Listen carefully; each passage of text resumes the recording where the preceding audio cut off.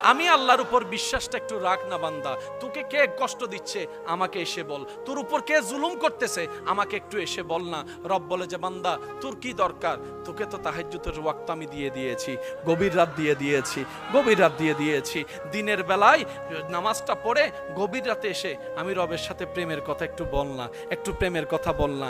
আমি গভীর রাতে তো আমি আল্লাহ ডাকতে থাকি, কার কি সমস্যা আছে বান্দা আমি রবকে একবার বল, আমি রবকে একবার বল, আমি রবকে একবার ডেকে তো দেখ।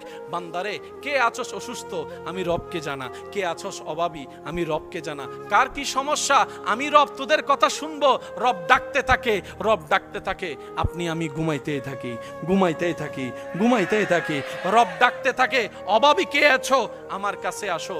আপনি আমি ঘুমের মধ্যে থাকলাম, সকালটা হলো, এবার সেই অভাবটাকে কাঁধের মধ্যে নিয়ে অভাব দূর করার জন্য বিভিন্ন অনৈতিক কাজের মধ্যে লিপ্ত হয়ে গেলাম, আল্লাহ নারাজ হয় এমন কাজে লিপ্ত হয়ে গেলাম। রব বলে যে একটু অপেক্ষা তো করতেই আমার জন্য। এই অপেক্ষাটার নামই হচ্ছে সবর, এই অপেক্ষার নামই হচ্ছে ধৈর্য। আল্লাহ বলছেন ইন্নাল্লাহা লা ইয়াজলিমুন নাসা শাইয়ান, আমি আল্লাহ কোন মানুষের উপর জুলুম করি না, কোন মানুষকে বিপদে ফেলি না, কোন মানুষকে কষ্ট দিই না, কোন মানুষকে মুসিবতে আমি আল্লাহ ফেলি না, আমি আল্লাহ ফেলি না। তো আল্লাহ এগুলা কিভাবে হয়? রবি বলছেন ওয়ালাকিন্নান নাসা আনফুসাহুম ইয়াজলিমুন, বরং মানুষ নিজের উপরেই নিজে জুলুম করে, মানুষ নিজেকে নিজেই কষ্ট দেয়, মানুষ নিজেকে নিজেই গর্তের মধ্যে ফেলে। আমি আল্লাহ তো বলেছি মাদক সেবন করা আমার পছন্দ না, কিন্তু মানুষ নিজেই মাদক সেবন করে নিজেই নিজের অস্তিত্ব নষ্ট করে ফেলে, নিজেই নিজের শরীর নষ্ট করে ফেলে। কথা বলেন ঠিক কিনা? আমি আল্লাহ তো নিষেধ করে দিয়েছিলাম বান্দা অভাব হোক আর যাই হোক সুদে লাগিস না, সুদে লাগিস না, আমি রবের হুকুমের অপেক্ষা কর, আমি রবের হুকুমের অপেক্ষা কর। আরে আমি আল্লাহ সুলাইমান নবীকে পৃথিবীর বাদশা বানাই দিতে পেরেছি, আমি আল্লাহ ইউসুফ নবীকে জেলখানার থেকে রাজপ্রাসাদের রাজা বানাই দিতে পেরেছি, সুবহানাল্লাহ।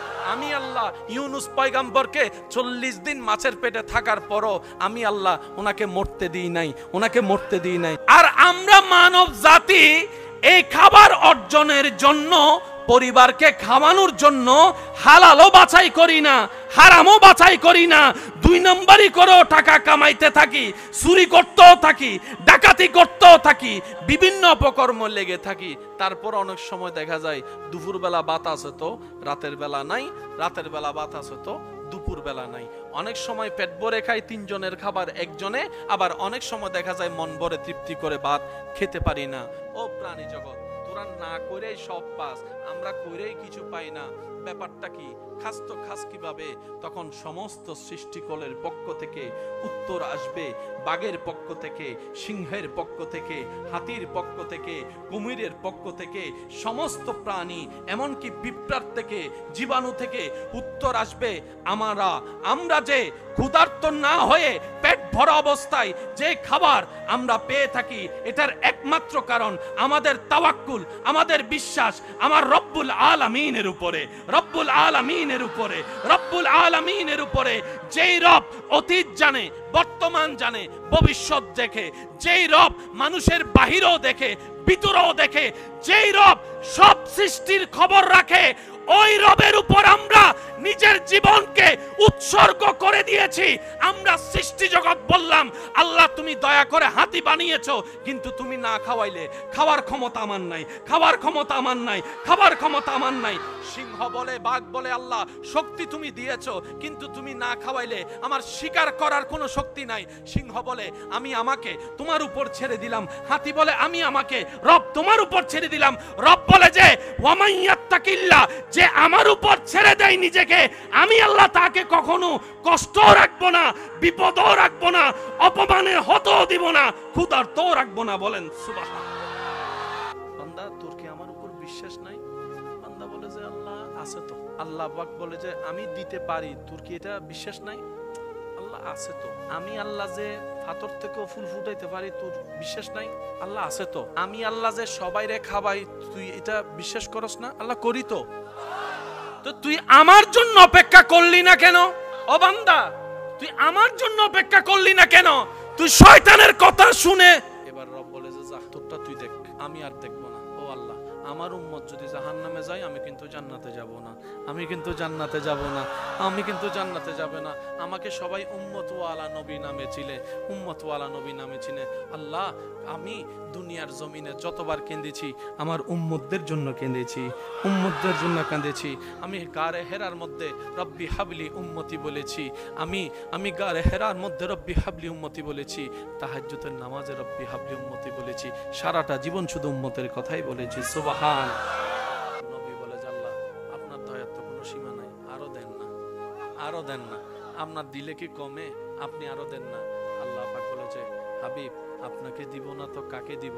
ইন্না আতাইনা কাল কাউসার, কাউকে দিই নাই, আমি আল্লাহ আপনি নবীকে দান করেছে। সুবহানাল্লাহ।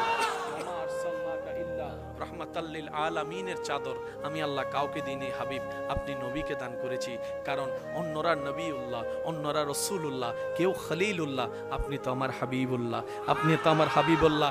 কেউ আমার দেখার তালাশে আছে, আর আমি আল্লাহ আপনাকে সুবহানাল্লাযী আসরা বিআবদিহি লাইলাম মিনাল মসজিদিল হারাম ইলাল মসজিদিল আকসা, আমি আল্লাহ আপনাকে মক্কা থেকে মেরাজ করে লা মকানে নিয়ে এসেছি, লা মকানে নিয়ে এসেছি।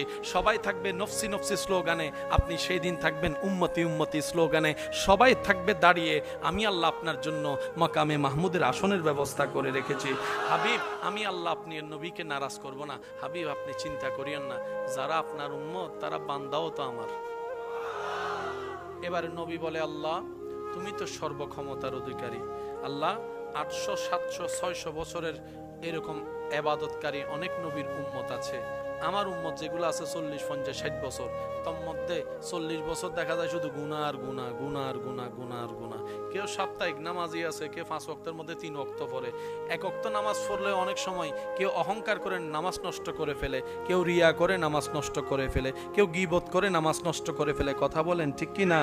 কেউ মানুষকে জান্নাত পাওয়ার জন্য যদি সওয়াব কামানোর জন্য দান করা হয়, একবার দান করে আজীবন খোটা দিয়ে দিয়ে সে দানটাও নষ্ট করে ফেলে। কথা বলেন ঠিক কি না? একবার হজ করেছে সওয়াব কামানোর জন্য, গুনাহ মাফ করার জন্য, হজের মধ্যে গিয়ে সেলফি তুলতে তুলতে হজটাও শেষ করে দিচ্ছে। নবী বলে, আল্লাহ আমার উম্মত যদি জাহান্নামে থাকে আমি কিন্তু জান্নাতে যাব না। আল্লাহ আমি যদি জান্নাতে যাই আমার উম্মতকে সাথে নিয়ে যাব, উম্মতকে নিয়ে। আল্লাহ তুমি এবার যা করার তুমি করো, তুমিই তো বিধানদাতা, তুমিই তো আইন বানানেওয়ালা, তোমার যা মন চায় তুমি তা করতে পারো। দিনকে রাত, রাতকে দিন যদি তুমি বানাও কার কি বলার আছে? আল্লাহ আমি তোমার উপর ছেড়ে দিলাম। রব্বুল আলামিন বলে, হাবিব আপনার উম্মতের ব্যাপারে আমি আল্লাহ আপনাকে নারাজ করব না, আপনাকে নারাজ করব না, নারাজ করব না। ওয়ালা সাউফা ইউতিকা রব্বুকা ফাতারদা শব্দটার যদি দিকে খেয়াল করে থাকি অনেক কিছুই আমাদের ক্লিয়ার হয়ে যাবে। রব বলে যে, হাবিব আপনি চিন্তা করিয়েন না, আপনার উম্মতের হায়াত কম তো ঠিক আছে, আপনার উম্মতের হায়াত কম যেহেতু হয়েছে আমি আল্লাহ সওয়াবের লিমিটেশন ছাড়িয়ে তাদের সওয়াবের ব্যবস্থা করে দিয়েছি। সুবহানাল্লাহ। নবী বলে, আল্লাহ এটা তোমার বড় দয়া যে অন্যরা 700 বছরে যা সওয়াব কামাতে পারবে না, আমার উম্মত চাইলে অনেক সময় এক রাতও সে সওয়াব কামাই ফেলতে পারে, সওয়াব কামাইতে ফেলতে পারে। রব্বুল আলামিন বলে, হাবিব আপনার উম্মতকে জানিয়ে দিন, ইন্না আনজালনাহু ফি লাইলাতুল কদরে ওয়া মা আদরাকা মা লাইলাতুল কদর, আমি এমন একটা রাত আপনার উম্মতকে আপনার খাতিরে দান করছি যেটা অন্য কাউকে দিই নাই। অন্যরা 1000 মাসে ইবাদত করে যে সওয়াবের পাহাড় বানাবে, আপনার উম্মতকে লাইলাতুল কদরের মতো একটা রাত দেওয়া হয়েছে। অন্যরা 1000 মাসে যা পারে নাই আপনার উম্মত এক রাতেও তা কামাই ফেলতে পারবে। সুবহানাল্লাহ। আল্লাহ পাক বলে, হাবিব আপনার উম্মতকে বলেন 5 ওয়াক্ত নামাজটা ভালো করে পড়তে, পড়বে 5 ওয়াক্ত। আমি সুপ্রিম কোর্ট থেকে রায় করে দিয়েছি, ডান কাঁধের ফেরেশতা জানে, পড়বে 5 ওয়াক্ত, লেখা হবে 50 ওয়াক্ত। আল্লাহ নবী বলে, আল্লাহ এটা তো আপনার বড় দয়া। আল্লাহ ওই নামাজের বিষয়টা হয়ে গেল, তো ওই হজের বিষয় তো আমার উম্মতের সবার তো টাকা থাকবে না, গরিব থাকবে। আল্লাহ পাক বলে, আপনি টেনশন করেন না, আপনার উম্মতকে বলেন যাদের সামর্থ্য আছে তারা করতে, সামর্থ্য না থাকলে তাদেরকে আমি প্রশ্নও করব না হাসরের ময়দানে। নবী বলে, আল্লাহ তুমি সারে না দিয়েছ, সামর্থ্য না থাকলে তাদেরকে প্রশ্ন করা হবে না। আল্লাহ তুমি চাইলে তো সওয়াবও দিতে পারো, সওয়াবও দিতে পারো। আল্লাহ পাক বলে যে হ্যাঁ পারি তো। আল্লাহ দেন না, আপনি রহমান না, আপনি রহিম না, আপনি দেন না। আল্লাহ পাক বলে হাবিব আপনার উম্মতকে বলিয়েন শত ব্যস্ততার ভিতরে সময় পেলে মা বাবার চেহারার দিকে মায়ার নজরে একবার তাকাবে, কবুল হওয়া সওয়াবের ব্যবস্থা, হজের সওয়াব আমি আল্লাহ দান করে দিব। নবী বলে যে আল্লাহ হজেরটাও দয়া করে দিলা, তো রোজাটা? আল্লাহ পাক বলে যে কি করতাম, আমার উম্মত অনেক সময় তো ব্যবসার কাজে বাইরে যাওয়া লাগবে, গরমে গরমে রোজা রাখতে পারবে, যদি রোজা ভাঙে ফেলে গুনাহ হয়ে যাবে। আল্লাহ পাক বলে আপনার উম্মতকে বলে দিলেন যদি পারে রাখতে, না পারলে কষ্ট করে রোজা রাখার দরকার নেই, পরে রেখে দিবে। আল্লাহ আমার উম্মতের হায়াত তো কম, 40 বছরের রোজা পাইবে আর কয়টায় পাবে? 40টা পাইলেও বয়স ছোট হওয়ার কারণে 12 বছরের দিকে চলে যাবে, অল্প রোজা পাবে। অন্য উম্মতেরা এতগুলো রোজা নিয়ে যাবে, আমার উম্মত কম নিয়ে যাবে, এটা তো হয় না। আমার উম্মত ছোট হওয়া মানে তো আমি ছোট হওয়া। আল্লাহ আপনি আমাকে ছোট করবেন? রব বলে যে না, আমি কেন আপনাকে ছোট করব? ওরা ফান আলাকা জিকরা কাউকে বলি নেই, আপনি নবীর ব্যাপারে বলেছি, আপনি নবীর ব্যাপারে বলেছি। এবার নবী বলে আল্লাহ একটু দয়া করেন না, আমার উম্মতের আমল নামা যেন একটু বেড়ে যায়, অল্প সময়ে বেশি বেতন যেন পায়। আপনি চাইলে তো পারেন, আপনি চাইলে তো পারেন। এবার রব বলে হাবিব আপনার উম্মতকে বলবেন রমজানের সর্বোচ্চ রোজা সবগুলা রাখার পরে ঈদের চাঁদে শাওয়াল মাসে যেন সে 6টা রোজা রাখে, যে 6টা রোজা রাখবে তার আমল নামায় 365টা রোজা রাখার সওয়াব আমি আল্লাহ দান করে দেব। নবী বলে আল্লাহ এটা তো তোমার দয়া, তো 24 ঘন্টার মধ্যে তো 5 ওয়াক্ত নামাজ পড়তে 1 ঘন্টা না লাগে, বাকি সময় আমার উম্মত কি করবে? একটু সওয়াবের ব্যবস্থা করে দাও না। রব বলে যে জান, সেটাও দিলাম। আপনার উম্মতকে বলবেন খাওয়াটা যেন আপনার সুন্নত মোতাবেক খায়, বসাটা যেন আপনার সুন্নত মোতাবেক খায়, ব্যবসাটা যেন আপনার সুন্নত মোতাবেক, সুবহানাল্লাহ জোরে বলি, হাঁটাটা যেন আপনি নবীর সুন্নতকে অনুসরণ করে, কথা বলা যেন আপনি নবীর সুন্নতকে অনুসরণ করে করে। আপনার উম্মতকে বলবেন প্রত্যেকটা কাজ যেন সর্বোচ্চ চেষ্টা করে আপনার সুন্নতকে অনুসরণ করে, তাহলে কাজে কাজ হয়ে যাবে। আমি আল্লাহ কাজের বিনিময়ে সওয়াবের ব্যবস্থা করে দেব, সওয়াবের ব্যবস্থা করে দেব। শুধু তাই নয়, আপনার উম্মতকে বলবেন এক ভাই আরেক ভাইকে সাক্ষাৎ হলে সালাম দিলে সওয়াব হবে, হাত মুসাফা করলে হাত ছোটার আগে আমি আল্লাহ গুনাহ মাফ করে দিতেও রাজি আছি। সুবহান।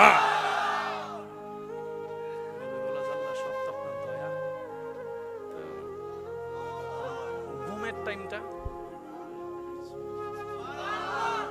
আমার উম্মত যে ঘুমাই থাকবে 7 ঘন্টা 8 ঘন্টা 9 ঘন্টা, হায়াত টাইম না কম, 50 বছর 60 বছর, এখানে যদি 8 ঘন্টা ধরে ঘুম চলে যায়, হিসাব এটাও বাক করে যাচ্ছে না? আল্লাহ আপনি চাইলে তো এটাও কিছু একটা করে দিতে পারেন, এটাও কিছু একটা করে দিতে পারেন। রব বলে যে আপনার খাতির আমি সেটাও করে দিলাম। আপনার উম্মতকে বলবেন রাত্রে ঘুমানোর আগে যেন একটু কষ্ট করে অজুটা করে নেই, অজুটা করে নেই, অজু করে ঘুমাবে, প্রতিটা নিঃশ্বাসে ডান কাঁধের ফেরেশতা সওয়াব আকারে লিখে ফেলবে। সুবহানাল্লাহ। হাবিব আপনার খাতিরে আপনার উম্মতের জন্য আমি জীবন সহজ করে দিচ্ছি। আপনার উম্মতকে বলবেন ফজরের এশারের নামাজটা পড়ে শোয়ার সময় শুধু নিয়ত করবে আমি ফজরের নামাজটা আল্লাহ চাইলে আদায় করব। ফজর আসার আগ পর্যন্ত ডান কাঁধের ফেরেশতা শুধু নিয়তের সওয়াব লিখবে, নিয়তের সওয়াব লিখবে, নিয়তের সওয়াব লিখবে। পালন করলে তো সওয়াব আছেই আছে, পালন করার আগে ভালো নিয়তের জন্য আমি আল্লাহ সওয়াব দান করব, সওয়াব দান করব, সওয়াব দান করব। এবারে নবী বলে যে আল্লাহ আমার উম্মত তো সওয়াবও করবে, বুঝলাম আপনার দয়া, গুনাহও তো কম করবে না। হাঁটতে গুনাহ, বসতে গুনাহ, চোখে গুনাহ, কানে গুনাহ, মোবাইলে সবগুলো তো গুনাহ। আল্লাহ এতগুলো গুনাহ যদি হয় সে তো আবার জাহান্নামে যাওয়ার চান্সেস থাকবে। আল্লাহ পাক বলে যে আপনি এটাও চিন্তা করেন না, আপনার উম্মতের জন্য আমি তওবার রাস্তাও খোলা রাখছি, তওবার রাস্তাও খোলা রাখছি, তওবার রাস্তাও খোলা রাখছি। তওবা করতে থাকতে বলেন, একটা তওবা যদি আমার পছন্দ হয়ে যায়, সেই একটা করবে তওবা, আমি সারা জীবনের গুনাহ মাফ করে দিতেও রাজি আছি। নবী বলে যে আল্লাহ এর পরও যদি আমার কোনো উম্মত গুনাহ নিয়ে যায় হাসরে, রব বলে যে আপনি চিন্তা করেন না, সেখানে আমি আপনার সুপারিশের ব্যবস্থা করে রেখেছি। এত কিছুর পরও যদি আমরা জান্নাতে যাইতে না পারি, বুঝতে পারছি? এবার নবী বললেন আল্লাহর সবগুলাই তো তোমার বান্দা, আমার গুলাও তো তোমার বান্দা। নবী বলছেন আল্লাহ আদম নবীর মতো তোমার বান্দা, আমার গুলাও তো তোমার বান্দা। তো ওদের হায়াত ছিল 700 বছর, 800 বছর, 900 বছর। আমার উম্মতের হায়াত 40 বছর, 50 বছর, 60 বছর। কিন্তু সবাই যাবে এক বিচারের মাঠে। তো 800 বছরের আমল করার সামনে, বান্দার সামনে আমার 20-30 বছর 40 বছরের বান্দাগুলা কি কখনো টিকতে পারবে? আল্লাহ পাক বলে, তো হাবিব কি করতাম? নবী বলে, আল্লাহ আপনি চাইলে তো সব পারেন, আপনার কুদরতিতে তো সব আছে। তো 800 বছরের ইবাদতকারীর সামনে যদি আমার 60 বছরের আমলকারী উম্মত যদি ছোট হয়ে যায়, আমার উম্মত ছোট হইলে তো আমি ছোট হব। আল্লাহ আপনি না আমাকে বলেছেন ওয়ারাফানা লাকা যিকরাক, আপনি না আমাকে বলেছেন ওয়ালা সাউফা ইউতিকা রাব্বুকা ফাতারদা, আপনি তো আমাকে হাবিবুল্লাহ বানিয়েছেন। সে আল্লাহ খুব আদর করে মায়া করে বান্দা বানাইছে। বানানোর পরে আল্লাহ আমাদেরকে পৃথিবী ছেড়ে দিয়েছেন। ইন্নী জাইলুন ফিল আরদি খলিফা, ওই থ্রুতে ছেড়ে দিয়েছে। পরকালের জন্য আল্লাহ তাআলা আমাদেরকে একটা হিসাবের রাস্তা রেখেছেন, উপহার স্বরূপ জান্নাত রেখেছেন। পরকালে আপনার আমার উপহারের জন্য কি রাখছে? জান্নাতের পর আর কিছু। এবার সবার ইচ্ছা আছে না যাই জান্নাতে যাওয়ার? এবার আমরা সবাই মিলে বললাম, আল্লাহ খুব আদর করে মায়া করে আমাদেরকে তুমি বানিয়েছো, আল্লাহ ওই জান্নাতের ঘরটা একটু দাও না।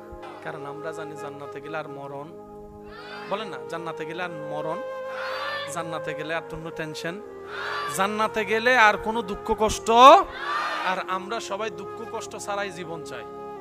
এবার বান্দা সবাই বলে, আল্লাহ জান্নাত। রব বলে যে নে, তোদের জন্যই তো বানিয়েছি আমি। আল্লাহ জান্নাত এটা আমার জন্য বানাই নাই, তো তোদের জন্য বানাইছি, তো নে। আমরাও সুন্দর করে প্রস্তুত হয়ে গেলাম জান্নাত নেওয়ার জন্য।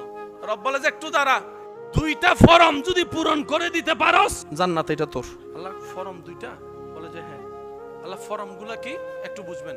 বলে যে এক ফরমের নাম ঈমান, আর এক ফরমের নাম নেক আমল। এই 2টা ফরম যদি পূরণ করে আমাকে খুশি করতে পারোস, নিজে উপার্জন করে কামিয়ে নোকিয়া 1100 যে ব্যবহার করেছে, সে 1100 বটনের দাম দিয়েছে।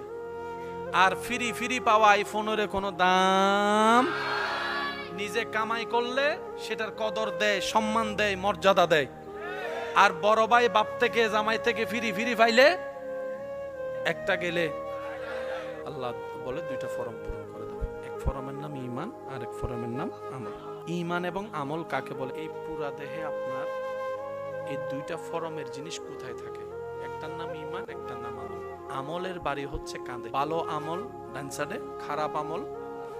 তাহলে আমলের বাড়ি, একটু জোরে বলেন, আমলের বাড়ি। তাহলে এক ফরম পাইলাম। আরেক ফরম আছে ঈমান, ঈমানের বাড়ি। ঈমানের বাড়ি এখানে, আমলের বাড়ি। ফরমও 2টা, জায়গাও 2টা। বড় চমৎকার বিষয় হচ্ছে আপনার এবং জান্নাতের মাঝখানে, আপনার এবং জান্নাতের মাঝখানে পরীক্ষাও 2টা। একটা হাসরের পরীক্ষা, একটা কবরের পরীক্ষা।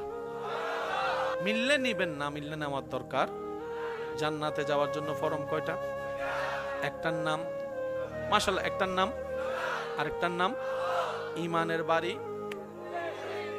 অন্তরে বলেন, এই এতটুকু বোঝার জন্য। ঈমানের বাড়ি অন্তরে, আমলের বাড়ি ডান পাশে, ভালো, বাম পাশে। বাস, আপনার পরীক্ষাও 2টা, একটা কবর, একটা হাসর। হাসরে গিলে আল্লাহ জিজ্ঞেস করবে কাঁধে কি আছে বাইর কর, আর কবরে যাওয়ার পরে জিজ্ঞেস করা হবে তোর অন্তরে কি আছে বাইর কর। ঈমানের ফরম দিতে হবে কবরে, আমলের ফরম দিতে হবে। এবার আপনারা শর্টকাটে বললে বুঝতে পারবেন। আমি কিছু প্রশ্ন করব, আপনার উত্তর দিবেন। রিজিকের মালিক কে? হায়াতের মালিক, মওতের মালিক, সম্মান দেওয়ার মালিক। এত কিছু নাম থাকতে আপনি আল্লাহর নামটা যেই কারণে নিলেন এটার নাম ঈমান, আল্লাহর নামটা নিয়েছেন এটার নাম আমল। আমি যে জিজ্ঞেস করলাম রিজিকের মালিক কে, আপনাকে তো কেউ শিখাই দেয় নাই, আল্লাহর নাম বললেন কেন? তখন আপনি বলবেন, ভাই এই জায়গায় এই প্রশ্নের বিশ্বাসে যেই নামটা সেভ করা আছে এটাই মুখ দিয়ে বললাম। ওই বিশ্বাসের নাম ঈমান, বলার নাম আমল। এবার আল্লাহর সৃষ্টি যদি মনে করেন আপনি 1 কোটি, এই সৃষ্টির একটা হইলাম আমরা। বাকি সবাই খাইতেছে, পাইতেছে, সবাই পায়। আমাদের পাওয়ার জন্য কি করতে হয়? সে যাচ্ছে পকেটের টাকা নিয়ে ফ্যামিলির বাজার করে দেওয়ার জন্য, মানিব্যাগে টাকা পিছন থেকে যায়। সে যাচ্ছে তার পরিবারের মুখে খাবার তুলে দেওয়ার জন্য, টাকাটা বেতন পাইছে। আমি কি করলাম? তার পরিবারে খাক না খাক আমার কি, কি বুঝা গেছে? জোরে বলেন, ফেস কি বুঝা গেছে? একজনে আসছে দোকান থেকে 1 কেজি ডাল নেওয়ার জন্য, আমি আমার পরিবারকে একটু পোলাও রোজ বেশি খাওয়ানোর জন্য এই বান্দা যা করতেছে দেখতেছেন কে? এবার আল্লাহ জিজ্ঞেস করে, বান্দা তুই পকেট মারলি কেন? বান্দা বলে, আল্লাহ আমার পকেটে টাকা নাই, পরিবারকে কি খাওয়াবো? রব বলে যে টাকা নাই ঠিক আছে, আমি তো আছি। বান্দা তোর পকেটে টাকা নাই কথা সত্য, আমি তো আছি। আমার মাইকের আওয়াজ শুনতেছেন এরকম অনেক মা বাবা আছে, আজকেই ছেলে মেয়েকে আইফোন কিনে দিতে পারে এমন টাকা আছে, এরকম অনেক মা বাবা। কিন্তু ছেলের বয়স, মেয়ের বয়স এখন ক্লাস 6-এ পড়ে। ছেলে বলতেছে, বাবা আমার স্যারের কাছে আইফোন আছে, আমাকে একটু দেন না। মা বাবা বলে যে তোমাকে এখন ফোন দেওয়া যাবে, তার মানে মা বাবার কাছে টাকা নাই। দিচ্ছে না কেন? ছেলে এত কান্নাকাটি করে চাওয়ার পরও দিচ্ছে না কেন? মা বাবা বলে যে এটা ওর জন্য এই বয়সে ভালো হবে। ঠিক তেমনি ভাবে রবও আমাদেরকে কিছু কিছু নিয়ামত দিতে একটু দেরি করে, যেন আমরা সেটাকে উপযুক্ত সময় পেতে পারি। ওই উপযুক্ত সময় আসা পর্যন্ত যেই অপেক্ষা করতে হয়, ওই অপেক্ষার নামেই হচ্ছে ধৈর্য ধরা, ওই অপেক্ষার নামেই হচ্ছে সবর করা। ধৈর্য সবর কি এক কথায় বুঝে রাখবেন, আল্লাহর হুকুমের অপেক্ষার দিকে তাকায় থেকে বসে থাকার নামেই হচ্ছে ধৈর্য, এটার নামেই সবর। বলেন না সুবহান। আল্লাহ আমাদের সবাইকে সেই নিয়ামত নেওয়ার তৌফিক দান করুন।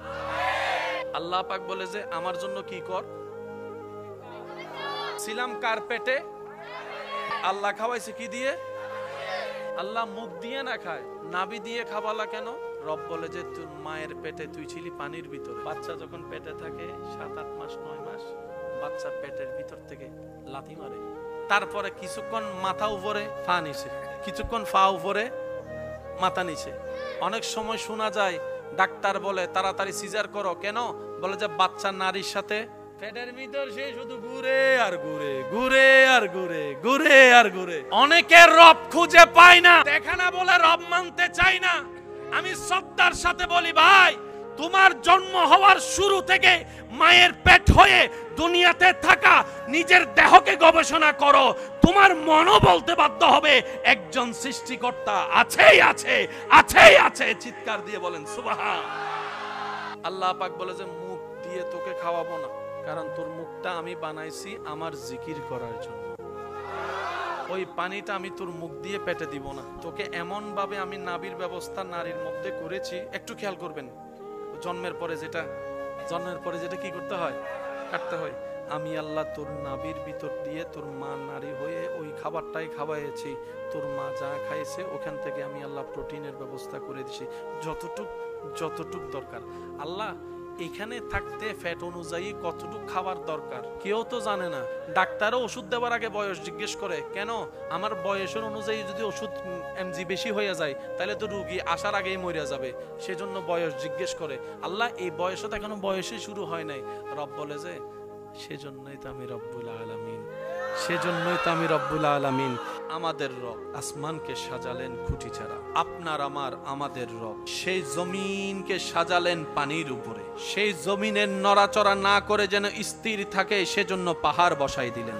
সেই জমিনে যারা বসবাস করবে প্রাণী জগতের জন্য যা দরকার সেই খাবারটা জমিনের ভিতর দিয়ে আল্লাহ চাষের মাধ্যমে তুলে দেন। বান্দার খাবারের রুচির তারতম্যকে আল্লাহ তাআলা নজরে রেখে বিভিন্ন সিজনে বিভিন্ন খাবার ফলের ব্যবস্থা করে দেন। সেই প্রাণী জগতের জন্য খাবারের যে ব্যবস্থা রব্বুল আলামিন সারা বিশ্ব জুড়ে কোনো না কোনো ভাবে সেই খাবারের ব্যবস্থা করে দিয়েছেন। সেই প্রাণী জগৎ বেঁচে থাকার জন্য যেই অক্সিজেনের দরকার রব্বুল আলামিন সেই পরিমাণের চাইতেও বেশি অক্সিজেন পৃথিবীর মধ্যে ব্যবস্থা করে দিয়েছেন। রব্বুল আলামিন ভালোই জানে কখন কোথায় কিভাবে দরকার। রব সেইভাবেই সৃষ্টি জগৎকে সাজিয়েছেন, কিয়ামত পর্যন্ত তিনি সেভাবে চালাবেন। সব প্ল্যানিং কার? আর আল্লাহর প্ল্যানিং এ বিন্দু পরিমাণ কোনো 19-20। ঘরে গিয়ে আজকে নাকটা একবার দেখবেন, আপনার নাকের যে ডিজাইন, খাবারের জন্য কি দরকার? খাবারটা চিবানোর জন্য কি দরকার? কখনো খেয়াল করেছেন কিনা আমি জানি না, তবে আজকে একটু চেষ্টা করবেন আল্লাহর রহমতটা একটু দেখার জন্য, বোঝার জন্য। আমি বলবো আপনারা শুধু জিহ্বা দিয়ে নিজের দাঁতগুলাকে দেখবেন। শেষের দাঁত একরকম, সাইডের দাঁত একরকম, সামনের দাঁত একরকম। জিহ্বা দিয়ে একটু ট্রাই করে ফেলেন। শেষের দাঁতগুলা সেপটা, শেষের একটু সামনে আসেন, আর একটু পাশে যান, মঞ্চা দাঁত। সেই প্যারাগের মতো দাঁতের পাশে দেখেন সোজা দাঁত। আল্লাহ দাঁত দিলা তো দিলা, এত ডিজাইনের দিলা কেন? রব বলে যে যতটুক ডিজাইনের দিলে তোর জন্য খাবারটা নিয়ামত হবে, আমি আল্লাহ তত ডিজাইনের দাঁত তুই বান্দার দাঁতের মধ্যে ফিট করে দিয়েছি। তিনি হচ্ছেন রব্বুল আলামিন, যিনি আলামিনের রব। রব কাকে বলে? এক কথাই বুঝবেন, যিনি সৃষ্টি জগৎকে লালন করে, পালন করে, যত্ন নেয়, খেয়াল রাখে, প্রতি সেকেন্ডে সৃষ্টির প্রতি খেয়াল রেখে সৃষ্টির যা দরকার যিনি দান করতে পারেন, তিনিই রব্বুল আলামিন। এবার বলেন, সৃষ্টি জগতে আপনি আমি আমরা আছি না নাই? আপনি আমি আমরা আছি না নাই? আমাদের মাস আছে না নাই? মাসের ভিতরে সপ্তাহ আছে না নাই? সপ্তাহের ভিতরে দিন আছে না নাই? দিনের ভিতরে ঘন্টা আছে না নাই? ঘন্টার ভিতরে মিনিট আছে না নাই? মিনিটের ভিতরে সেকেন্ড আছে না নাই? দুনিয়ার মানুষ বছরের হিসাব রাখতে পারে, মাসের হিসাব রাখতে পারে, কিংবা দিনের হিসাব রাখতে পারে, কিন্তু কোন প্রেমিক, কোন প্রেমিকা, কোন ভালোবাসার মানুষ সেকেন্ডের হিসাব সেকেন্ডে সেকেন্ডে খেয়াল রাখা সম্ভবপর নয়। রব্বুল আলামিন তিনি সেই জন যিনি প্রত্যেকটা সৃষ্টিকে সেকেন্ডে সেকেন্ডে খেয়াল রাখেন। তিনি হচ্ছেন রব্বুল। সেই রবের সৃষ্টিতে মানুষ আছে না নাই? পাহাড়, নদী, সাগর আছে না নাই? পশু পাখি আছে না নাই? সব আছে, ওদিকও আছে, এদিকও আছে। যা দেখি তাও আছে, যা দেখি নাই জীবনে তাও আছে রবের সৃষ্টিতে। সুবহান। এবার বলেন, রব কয়জন? প্রাণী কয়টা? ক্যালকুলেটর থেমে যাবে, প্রাণীর সংখ্যা থামবে। আর রব বলে যে আনা রব্বুল আলামিন, আমি রব, আমার প্রত্যেকটা সৃষ্টিকে বানিয়ে বেসাহারা বেওয়ারিশ করে দিই নাই। আমি আল্লাহ প্রতি সেকেন্ডে আমার সৃষ্টির খেয়াল রাখি। সুবহান। ডেইলি 2 বেলা 3 বেলা খাবারের দরকার আমাদের আছে না নাই? খাবারের জন্য বাজারের দরকার আছে না নাই? বাজারের জন্য টাকার দরকার আছে না নাই? টাকার জন্য পরিশ্রমের দরকার আছে না নাই? এই পরিশ্রমটা করে বেতন হয়ে, তারপরে টাকা হয়ে, বাজারে গিয়ে, বাজার হয়ে, ঘরে এসে রান্না হয়ে, তারপরে টেবিলে গিয়ে, তারপরে প্লেটের মধ্যে, তারপরে হাতে, তারপরে মুখে, তারপরে পেটে। কিন্তু বাঘের কোনো চাকরি নাই। আপনার আমার ঘরে যে টিকটিকি হাঁটে, টিকটিকির কোনো ব্যবসা, কিন্তু একটা টিকটিকি এ পর্যন্ত বলতে পারবে না টিকটিকি উপবাস থাকে নাই, বাঘ উপবাস থাকে নাই, সিংহ উপবাস থাকে নাই, মহিষ উপবাস থাকে নাই, জেব্রা উপবাস থাকে নাই, কুমির উপবাস থাকে নাই। ক্ষুধার অভাবে কোন প্রাণী মারা গেছে? এবার বাঘ মামারে জিজ্ঞেস করলাম, চাকরি টাকরি আসেনি? বাঘে বলে আমার চাকরি নাই। বাঘে বলে যে আমার চাকরি নেই, কিন্তু 2 বেলা কখনো উপবাস ছিলাম আমার জীবনে জন্মের পর থেকে আমি কখনো হতে দেখি নাই। কুমির মামাকে জিজ্ঞেস করেন, কুমিরও বলে যে না, কোনদিন না খেয়ে ঘুমাইছি এরকমও তো আমার রেকর্ড মনে পড়ে না। হাতি মামার পেটটা কত বড়, দিতে থাকবেন আর হজম হতেই থাকবে। হাতিও বলে যে আমিও কখনো উপবাস ছিলাম না। পিঁপড়া বলে উপবাস থাকবো কই, বৃষ্টির কাল আসার আগেই তো ঘরের মধ্যে আমার খাবার স্টক হয়ে যায়। কিরে পিঁপড়া, চাকরি নাই? না। ব্যবসা? না। বাজার? না। তো তোমরা কোনো কিছু করা ছাড়া 2 বেলা খাবার খাও। আল্লাহ তাআলা সব ব্যবস্থা করে দিয়েছে। সেপ্টা দাঁতও আছে, মঞ্চে দাঁতও আছে। গরুর দাঁত যারা দেখছেন তারা একটু বলেন তো, গরুর দাঁতের মধ্যে মঞ্চে কোনো দাঁত? মাশাআল্লাহ, একটু জোরে। সিংহের দাঁতে মঞ্চে দাঁত, বাঘের মধ্যে মঞ্চে দাঁত, বিড়ালের মধ্যে মঞ্চে দাঁত, কুকুরের মধ্যে মঞ্চে দাঁত, ছাগলের মধ্যে মঞ্চে দাঁত, ছাগলের মধ্যে মঞ্চে দাঁত। এবার দেখেন, যাদের কাছে প্যারাগের মতো দাঁত নাই, ওই সমস্ত প্রাণীরা গোস্ত খায় না, ওরা খায় ফাতা। ছাগলে কি খায়? ঘাস, পাতা, লতা। গরু কি খায়? গোস্ত খায়। গরু গোস্ত খায়, সেজন্য ওই ফেরাগের মতো দাঁতও। এবার বলেন, বাঘে লতা খায়? বাঘে পাতা খায়? বাঘে ঘাস খায়? বাঘে কি খায়? সেজন্য মঞ্চ দাঁত। মানুষে শাকও খায়, গোস্তও খায়, সেজন্য আল্লাহ মানুষের দাঁতের মধ্যে দোনো ধরনের দাঁতের ব্যবস্থা। সব কিছু বানালেন কে? সব কিছু সাজালেন কে? সব কিছু ডিজাইন করলেন কে? কোন আল্লাহ? যেই আল্লাহর সিদ্ধান্তে কোনো ভুল নাই। কোন আল্লাহ? যেই আল্লাহর প্ল্যানিং এ কোনো কমতি নাই। কোন আল্লাহ? যেই আল্লাহর ডিজাইনের মধ্যে বিন্দু পরিমাণ 19-20 নাই। সেজন্য আমরা যখন ঘর বানাই, অনেক সময় দেওয়াল বাঁকা হলো আস্তর দিয়ে ফিনিশিং দিতে হয়। এই ফিনিশিং করতে গিয়েও ফিনিশিং হয় নাই, এরকম হাজার দেওয়াল। অথচ আল্লাহ আপনাকে দুইটা হাত দিয়েছেন, দুইটা হাত বরাবর মেজারমেন্ট। আল্লাহ আপনাকে দুইটা পা দিয়েছেন, পায়ের মেজারমেন্ট বরাবর। 1 ইঞ্চি তো দূরের কথা, এক সুতাও 19-20। বলেন 19-20। পাহাড় কেমন? যে জায়গায় যে পাহাড়টা যতটুক হওয়া দরকার, সে জায়গার পাহাড় তেমন। হিমালয়ের পাহাড় আলাদা, বান্দরবনের পাহাড় আলাদা। কত হাজার মানুষ চেষ্টার পর চেষ্টা করে জান্নাতের দরজা পর্যন্ত দেখবে না। আবার অনেক আল্লাহর সৌভাগ্যবান বান্দা এমন আছেন, হবেন, যাদেরকে আল্লাহ দয়া করে জান্নাত পর্যন্ত পৌঁছায় দিবেন। তা আমাদের কাজ কি? আমাদের কাজ হচ্ছে নিয়তকে পরিষ্কার রাখা, মনকে বড় রাখা, রবের দরবার থেকে আশা থেকে নিরাশা না হওয়া, দোয়ার পর দোয়া করা, ভিক্ষার পর ভিক্ষা চাওয়া। এখানে অনেক ভাইয়েরা আছেন, বিজ্ঞান নিয়ে পড়ার স্বপ্ন থাকলেও ভয়ে, বিজ্ঞান নিয়ে পড়ার স্বপ্ন থাকলেও যখন রসায়ন পদার্থর কাহিনী শুনছে, ভয়ে আর সামনে যেতে পারে নাই। আল্লাহর কাছে আমরা প্রথমেই ভিক্ষার হাত ফরিয়াদ করবো, আল্লাহ যেন আমাদের জন্য সহজ করে। আমার ভাই হয়তো আমার সাথে একমত হবে, আল্লাহ আমাদেরকে নবী রহমতুল আলামিনের উম্মত করে এমন দয়া করেছেন, আমাদের পাটা জান্নাতের দরজার সামনে গিয়ে আল্লাহ রেখেছেন।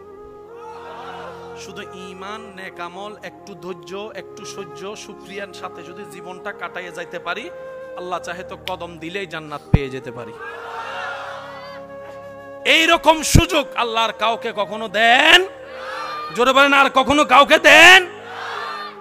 ঈমানটা মজবুত, আমলটা সর্বোচ্চ আল্লাহর জন্য, সন্তুষ্টির জন্য করা। পারবো তো ইনশাআল্লাহ? তো সেই জন্য আমার একটা অনুরোধ, কিছু কিছু কাজ করেন যেটা শুধু আপনার আল্লাহ জানেন। আমি সবাইকে বলতেছি, কিছু কিছু কাজ করেন, শুধু এটা আপনার এবং আল্লাহর ভিতরে থাকবে। এটা যেন আমরা আর কেউ, যেমন আপনি চাইলে সেটা কাজটা দান দিয়েও করতে পারেন। আপনার পকেটে 2টা টাকা আছে, নাই আর কিছু নেই, 2টা টাকা আছে,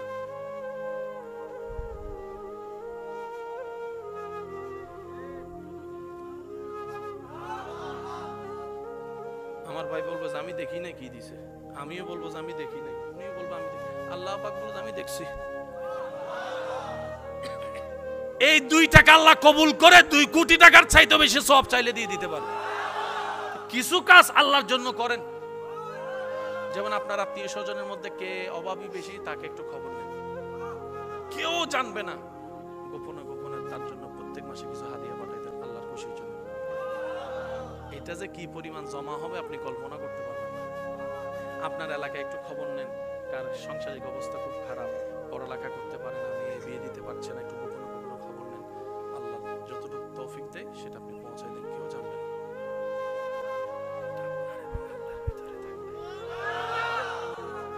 5 ওয়াক্ত নামাজ আল্লাহর পছন্দ, তাহাজ্জুদ আল্লাহর বেশি পছন্দ। কেন? তাহাজ্জুদ নামাজের মধ্যে গোপনীয়তা বেশি, সবাই ঘুমাই থাকে, আপনি দাঁড়িয়ে আছেন।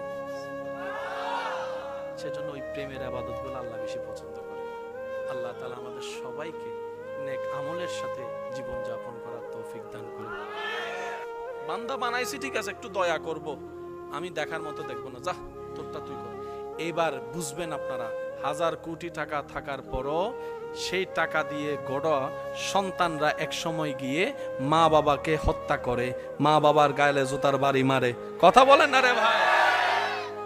মা বাবা চিন্তা করে কল্যাণ সন্তানের জন্য, উল্টা আমাদের উপর কেন এত অত্যাচার? রব বলে যে যেই সম্পদ আমি রবকে নারাজ করে কামানো হবে, এই সম্পদে কল্যাণ হবে না, হবে না, হবে না। ডান হাত তুলে দেখাই বলো ঠিক কিনা? আল্লাহ কি আমাদেরকে গর্তে ফেলছে, নাকি আমরা নিজেরাই ফন্ডিত্তামি করে গর্তে পড়ছি? দোষ কার? আমি আবার শুনবো, দোষ কার? দোষ কার? এবার বান্দা যখন মায়ের পেট থেকে রবের হুকুমে, আমি আমার সময়ে, আপনি আপনার সময়ে, আমরা আমাদের সময়ে রব যখন চেয়েছেন আমি দুনিয়াতে আসলাম, আপনিও দুনিয়াতে আসলেন, কিন্তু আসলাম যখন কান্না হয়েছে ওয়া ওয়া শব্দটার মাধ্যমে, ডাক্তাররা বলে এখনই তার জন্য খাবারের দরকার, এমন খাবার লাগবে যে খাবারে বিন্দু পরিমাণ ফরমালিন থাকবে না। সুবহানাল্লাহ। এমন একটা খাবার হবে যেটা শক্ত হবে না, বেশি নরমও হবে না। সুবহানাল্লাহ। এমন একটা খাবার লাগবে যে খাবারটা দাঁত দিয়ে চিবানো লাগবে না, কারণ বাচ্চার তো এখন কোনো দাঁত নাই। এমন একটা খাবার লাগবে যেটা মিষ্টিও হবে না, তিতাও হবে না, ঝালও হবে না। এমন খাবার লাগবে যেটা তার শরীরে শক্তি বাড়াবে। সুবহানাল্লাহ। এমন একটা খাবার লাগবে যে খাবারের মধ্যে বিন্দু পরিমাণ ভেজাল থাকবে না। আমার এই কথাটা শুনে আমার জন্য আমার বাবা, আপনার জন্য আপনার বাবা লক্ষ কোটি টাকা খরচ করে সারা বিশ্বের সমস্ত স্টলগুলো চেক দিয়ে এসেছে, এমন খাবার কোথাও পাওয়া যাচ্ছে না, এমন খাবার কোথাও পাওয়া যাচ্ছে না। সুবহানাল্লাহ বলে। অনেকে বিমান করে বিদেশ ভ্রমণ করেছে, কিন্তু এমন উপযুক্ত খাবার কোথাও পাওয়া গিয়ে নাই। আমার বাবা ব্যর্থ হয়ে, আপনার বাবা ব্যর্থ হয়ে যখন আবার আমাদের কাছে, মার কাছে আসলো, আসার পরে দেখে আমার মা আমাকে কোলের মধ্যে নিয়ে স্তনটা মুখের মধ্যে লাগিয়ে আমি দুধ চুষতে থাকলাম, আপনিও দুধ চুষতে থাকলেন। মা বা বাবা দেখে বলে যে ও আমার বউ, ও আমার স্ত্রী, তুমি কি করছো? বলে যে আমি বাচ্চাকে খাবার খাওয়াচ্ছি, বাচ্চাকে খাবার খাওয়াচ্ছি। একটু আগে সেই খাবারটা টেস্ট করার জন্য ডাক্তারে নিয়ে টেস্ট করে এসে বলে যে হ্যাঁ, এই খাবারই তো দরকার, এই খাবারই তো দরকার, যে খাবারের মধ্যে কোনো পরিমাণ ভেজাল নাই, কল্যাণে কল্যাণ আছে। এবার আমার জায়গায় আমার বাবা আমার জন্য, আপনার বাবা আপনার জন্য ভাবতে লাগলো, এত কোটি থাকার পরও খাবার আনতে পারি নাই, কিন্তু আমি আসার আগে দেখলাম আমার আল্লাহ আমার সন্তানের জন্য তার মায়ের বুকের মধ্যে সেই খাবার ব্যবস্থা করে দিয়েছেন, ব্যবস্থা করে দিয়েছেন। অথচ আমি আসার 3 দিন আগেও আমার মার স্তনে দুধ ছিল না, আপনার মার স্তনে দুধ ছিল না। রব বলে যে বান্দা, এটাই তো তোদেরকে বুঝাতে চাচ্ছি, 2 নাম্বারই করার দরকার নাই, 2 নাম্বারই করার দরকার নাই। যতই বিপদ আসুক, মুসিবত আসুক, ধৈর্য ধরে আমি রবের হুকুমের অপেক্ষা কর। আমি আল্লাহ মায়ের পেটেও তো খাওয়াইছি, দুনিয়াতে আসার পরও খাওয়াইছি, দাঁত ছাড়াও তোরে খাওয়াইছি, আজীবন আমি আল্লাহ তোরে খাওয়াইতে পারবো। সুবহান। বেঁচে থাকার জন্য, সুস্থ থাকার জন্য, পাওয়ারই ওষুধ, লোড নেওয়ার জন্য খাবারের দরকার। অনেক সময় দেখবেন আমরাও ঘরে অসুস্থ হলে কিছু খাইতে ইচ্ছে না করলে মা বাবা মুরব্বীরা এসে কিংবা প্রিয়জনরা এসে বলে যে একটু হলে খাও, ওষুধ খাইতে হবে তো, একটু হলে খাও। কারণ খালি পেটে যদি পাওয়ারই ওষুধ যায়, খাজনার চাইতে বাজনা বেড়ে যাবে। তো খাবারটা যদি যাওয়া হয়, সে পাকস্থলিতে যখন ওষুধটা পড়ে তখন কাজটা একটু ভালোভাবে হয়। একটু খেয়াল করবেন, সারা জীবন খেলাম মুখ দিয়ে, অসুস্থ হওয়ার পরে দেখা যায় একটা নলি দিয়ে এই নাকের ভিতরে, ও ডাক্তার নাক দিয়ে তো নিঃশ্বাসে না নিয়েছি, খাবার কেন নাক দিয়ে? ডাক্তার বলে এটাই তো রবের বড় দয়া, এটা তো রবের বড় দয়া। এমন অবস্থা হয়েছে মুখ দিয়ে খাবার গিলার ক্ষমতা ওনার কাছে নেই, আল্লাহ পাক ওনার জন্য দয়া করে অপশনাল একটা ব্যবস্থা নাকের মধ্যে করে দিয়েছেন। সেটা কি? নাকের মধ্যে গিয়ে যে নালীটা মুখের নালী এক জায়গায় করে দিয়েছেন, এক জায়গায় করে দিয়েছেন। সেজন্য খেয়াল করে দেখবেন, আপনি পানি খাওয়ার সময় নিঃশ্বাস নিতেও পারবেন না, ফেলতেও পারবেন না। খাবার ডুব গিলার সময় 1000 বার চেষ্টা করলেও নিঃশ্বাস নিতেও পারবেন না, ফেলতেও পারবেন না। সেজন্য অনেক সময় দেখবেন, এটা পরীক্ষা করলে দেখা যাবে, দৌড়ায় আসার পরে যখন বেশি পানি তৃষ্ণা লাগে, নিঃশ্বাসও যখন বেড়ে যায়, পানি যখন ঘটঘট করে খেতে থাকেন, আপনি দেখবেন পানিটা খাওয়ার পরে, অনেক খাওয়ার পরে আপনার নিঃশ্বাস নেওয়ার জন্য আপনি আবার সেই বোতলটাকে সরাই ফেলছেন, গ্লাসটাকে সরাই ফেলছেন। আল্লাহ এমন ভাবে আপনার নাকে মুখে ডিজাইন করেছেন, বান্দারে মুখ যদি কখনো খাবার উপযুক্ত না হয়, তুই নাক দিয়ে যেন খেতে পারিস, আমি আল্লাহ সেই ব্যবস্থাও করে রেখেছি। সুবহান। তিনি হচ্ছেন আমাদের রব্বুল। রব সবাইকে দিয়েছেন, দিচ্ছেন, দিবেন। মাঝে মধ্যে দিতে একটু লেট করে, দেরি করে কেন? আল্লাহ তুমি চাইলে তো দিতে পারো। রব বলে যে আমি দিতে পারি, কিন্তু এখন দিলে তুই রাখতে জানবি না, সেজন্য দিব না। বলেন না সুবহান।